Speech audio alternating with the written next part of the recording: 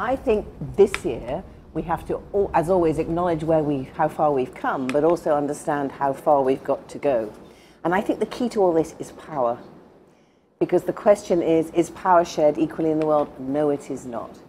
And if you look at what progress women have made, the World Economic Forum's Global Gender Gap report shows that in employment and in political power, women are not doing as well as they are in closing the gender gap between education and health. So in education and health across the world, women and men are gaining equal or almost equal access to education and health, with figures in the 90%. But when you look at economic equality, 58% has actually gone down this year than it was in previous years, taking 217 years before women and men across the world will achieve equal opportunities when it comes to economic empowerment. And in political empowerment, 23%. So where is the power in the world? It's in politics. It's in the economy. Are women pulling their weight there? No, they are being held back. It's pretty obvious, I think, even when you view this channel, we speak to the leaders in business, and it's a steady stream of male CEOs that come into the studio to tell us about results and strategy for the business. And in 2018, that should not be the case. It's reflected in the FTSE, it's reflected in the CAC, it's reflected in every single index globally where the amount of female CEOs is still too low. And I know a number of executives are scratching their head trying to work out why this is the case, why women not in these positions. What do you think it is? Is it down to the challenges when you have kids, or is it just down to the challenge that this is still, there is still a glass ceiling for women in the workforce? Well, I think both things that you mention are important, because one of the questions is, how do you balance work and life? And I feel passionately this is not just a woman's issue. This is actually an issue for men and women, because actually both men and women are parents, and we were talking just now, all of you are parents.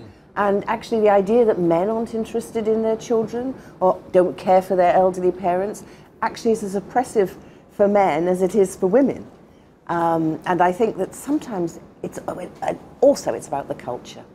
And one of the things, we have this Press for Progress at the moment. So my foundation's got a little Twitter account where we're asking people to say what they would do to press for progress. What I said was, I would do something to get rid of this cult of the alpha male, because I don't think the alpha male, I know the alpha male is bad for women, and I tell you what, he's bad for most of the men too.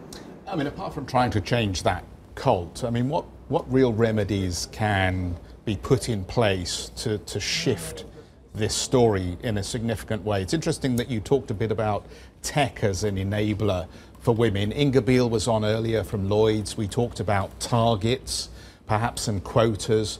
Is this the right way of going about trying to shift the balance? Well, interestingly, take a company like Intel, for example. In 2015, its CEO announced that they wanted to do more, not just for women, but for ethnic groups like African Americans, Native Americans in their company.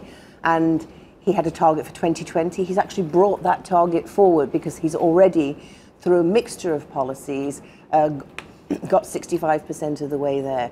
So it's not just about targets and quotas. In fact, he didn't use quotas, though targets are obviously important.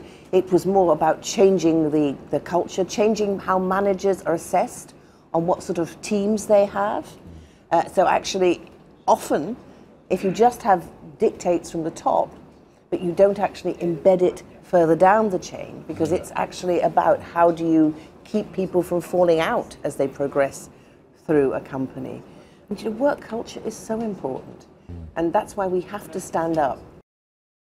Still watching? Perfect. Click here to watch another great video from CNBC International. Oh, and don't forget to subscribe. Thanks for watching.